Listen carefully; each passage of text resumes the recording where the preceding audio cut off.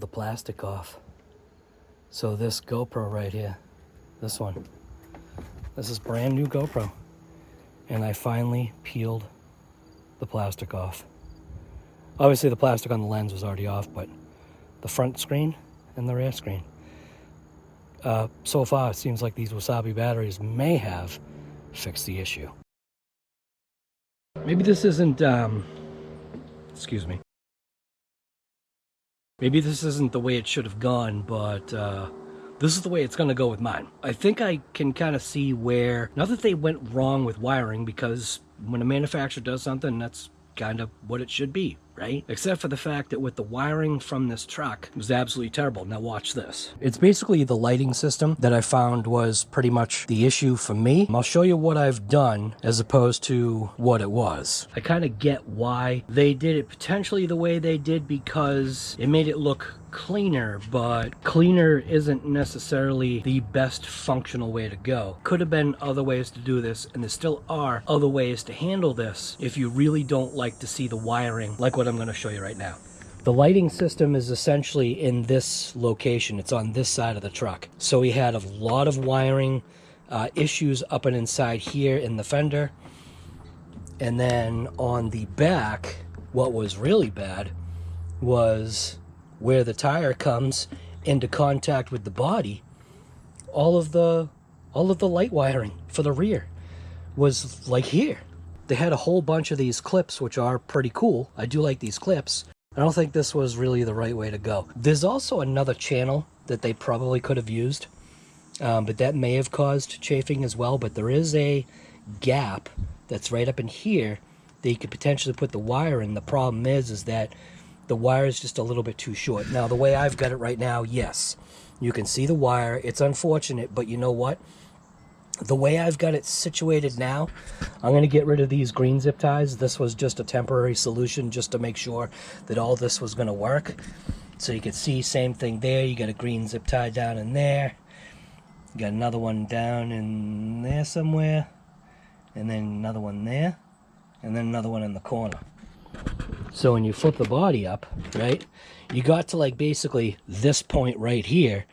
And if you went any further, the wires would rip out. Well, now what can happen, right, is look at the car basically now rolls back and there is a little bit of tension. So let's just say for some reason, like the body, you didn't put the vehicle in the right place.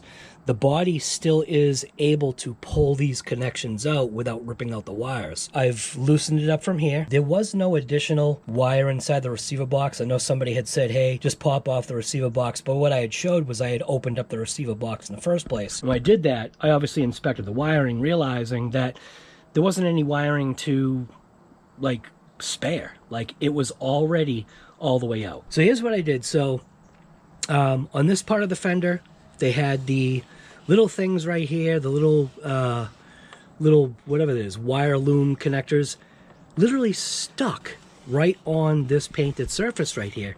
So all I did was take it and move it to the inside with zip ties.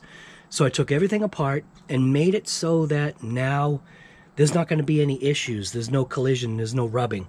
Even this loose zip tie right here is just to kind of keep the wire guided in a way that makes it so when I close the body that it doesn't collide with this location here, because that was another issue. This wire did go this way, and I think it was zip tied to one of these things. Can't remember now, it doesn't really matter. The worst part, like here, I'll show you, watch. So these plugs can still come undone, but it's at that extreme point, it's that extreme tip point that allows those plugs to come undone. I think you should keep that. Don't glue those connectors together. Maybe if you want to like glue these connectors, that's fine, but just know that if you glue them, make sure you just use like a little dab of hot glue. But the way I've got the zippy ties, because that's what they are, they're called zippy ties. The way I've got the zippy ties is you've got it on one side of the connector on both sides. This connector should not in any way disconnect unless I want it to disconnect. Same thing here. This is free enough, and these wires are tied up enough to where the only way it's going to disconnect is just like I showed you. In that extreme case when the body just flips a little bit further back. So the tires effectively run over the mud flaps. The mud flaps themselves, I was able to reverse those. The mud flaps were like from the factory hooked the other way. You can flip them. You got to keep in mind though, because it's rubber and there's no ferrule or anything like that, or a sleeve in between, you tighten it and you'll get to a point to where you start to see the washer that's right there. You start to see it crush because it's pinching the rubber. Don't take it any further unless you feel that it's loose, and then just give it maybe a little tweak. This is the wiring routing that I'm going with, kind of keeping it, you know, centralized in a way. They had it in between here. The worst part was this wire that's down here is they actually had it so that it was in between the body and the roll cage. Eventually, you could have rubbing. So you could have, you know, like an abrasion. It's probably not going to be that big of a deal, but at least now I know that that's not going to happen. Yeah, that's what I decided to go ahead and do with that wiring for the lighting system. Now the wiring for the ESC, you can see this is how I'm going to have mine done. I got two zippy ties, one on each side, and then I put one through the middle, which just allows it to have a nicer like look. Like, this is how I'm going to run this truck. I'm going to run this truck with this plug. Now, if I ever needed to run 2-packs, I still have that option because of the way the wires are. See what I'm saying? Like, obviously the battery packs, how the wiring would go, this is how this particular setup is going to go. And because they're zip ties, if I ever needed to chop them out or have a different wire configuration, it's just a snip or 2 or 3, something like that. Yeah, it's just a snip or 2 or 3. Again, the way the wiring was, it was just putting too much tension on the wiring. I've also got it now so that's kind of effectively, it's away from the chassis. Nothing's gonna be rubbing on this metal sharper edge. Same thing down with the servo. I just loosen up the wire a little bit. The only thing that I'm noticing, and I'm noticing that right now, is that wire that's right here is up against the servo. So I'm gonna have to see what the heck is the deal with that. I might have to route the wire possibly going the other way to kind of get it away from the servo, because if you look, all 3 of these wires in here, all 3 of them are stinking riding up against the servo. I'm just going to take that off and then see if I can flop the wires to the outside where there's no collision of anything, and it shouldn't have an issue with the gearing. Just pull the wires through the zip tie. So if you look, there is a zip tie right here. I can just take these wires and I can kind of pull them just this way, which will cause them to wrap around the ESC just maybe that much better.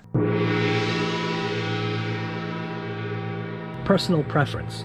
When it comes to a vehicle like this, it's a little bit more involved. You've got lighting systems, you've got, you know, a dual plug you got to deal with. You should check things out. Don't just, you know, like I said, don't rely on the 7 to 12-year-old kid that's putting this, I mean, who knows, maybe he's 15, I don't know. Don't rely on the 15-year-old kid that's putting this together, although if the kid was 15 years old, he did a damn good job. Even if he was 7, he did a good job. 12? I don't know. Yeah, I'm very happy with how this goes. The battery that's in here right now, this is a 6S, this thing. It's this pack. It's the Rapid Turnigy 6.0 6000 pack. Fits absolutely beautiful, dude. Look at this. Look at how well this battery fits. The only thing I'm not liking is you can see that the wire does kind of come up against the link right there. And maybe if I kind of scoot it over or whatever, or try and figure it out. But this battery strap is kind of a problem because of the receiver box. So the receiver box has like this little tab. See that piece right there?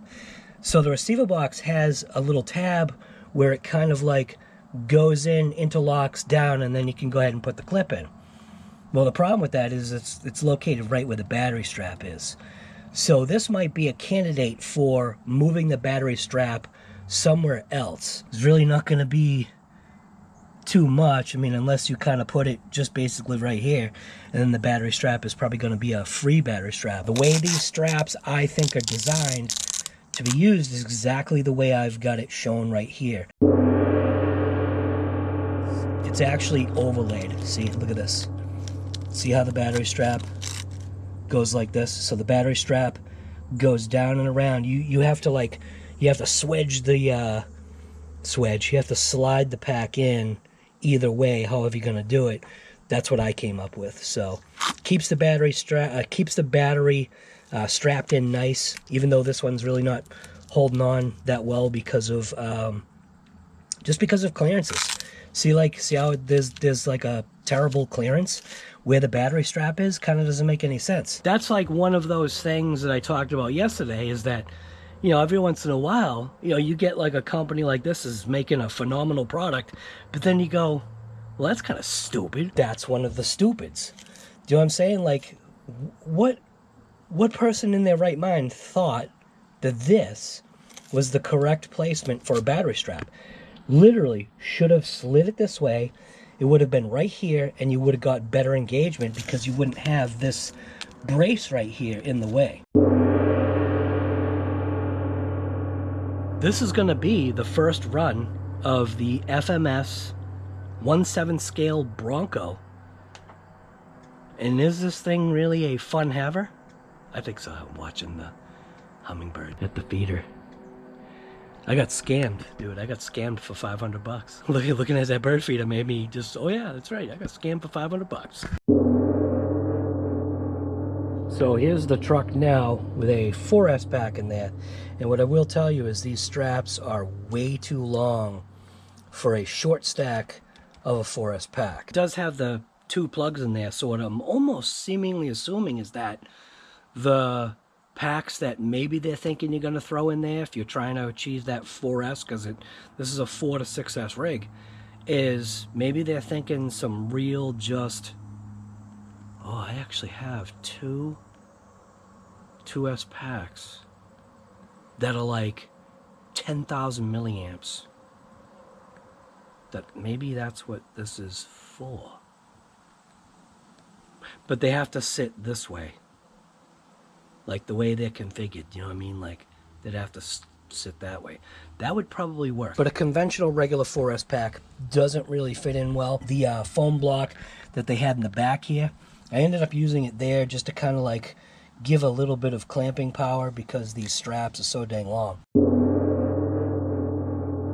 When you're dealing with, you know, fat pig packs like this, or even these packs right here from RC Lipo, these things actually haven't been that bad. These were in my 6S Kraton, the parallel project that I had. It kind of looks like what it was, right? But these packs fit absolutely beautiful. It's the right depth, width, length, everything about these packs. And these packs are essentially the same thing, dude. So, same dimensions, all that stuff. Could be like 1 millimeter off from each other. If you look at the wiring's the same. So, yeah, I don't know. Where do manufacturers get their batteries from? I have no idea. But anyways, here's the light wiring setup. Obviously, we talked about that. That was a major concern. Now it's not because it's fixed. This wiring is a little bit funky now just because of the way I've got this plug set up with the foam block, making sure that everything stays strapped. It is only strapped in with one. I'm not going to go crazy right now. I just want to take this thing for a ride and see how it does. This thing is an absolute thing of beauty. So when you look at this thing, I still got to mess around with the wires on here. Just 2 screws,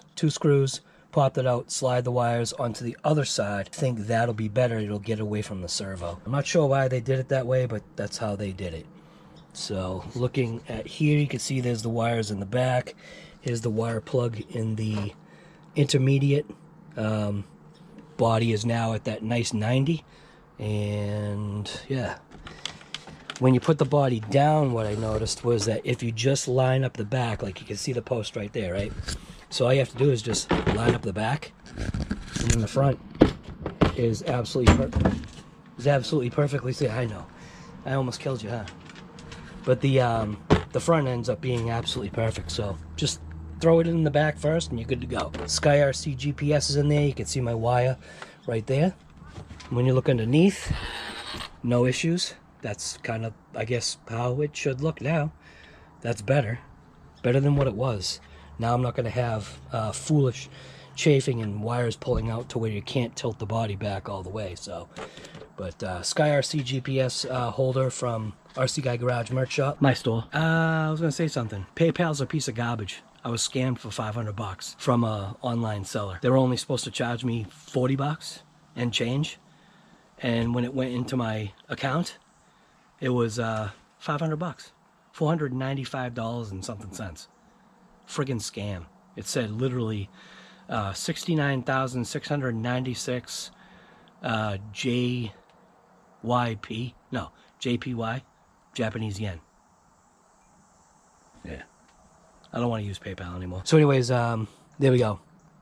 That's all hooked up. We're going to run this thing on 4S and see how it does.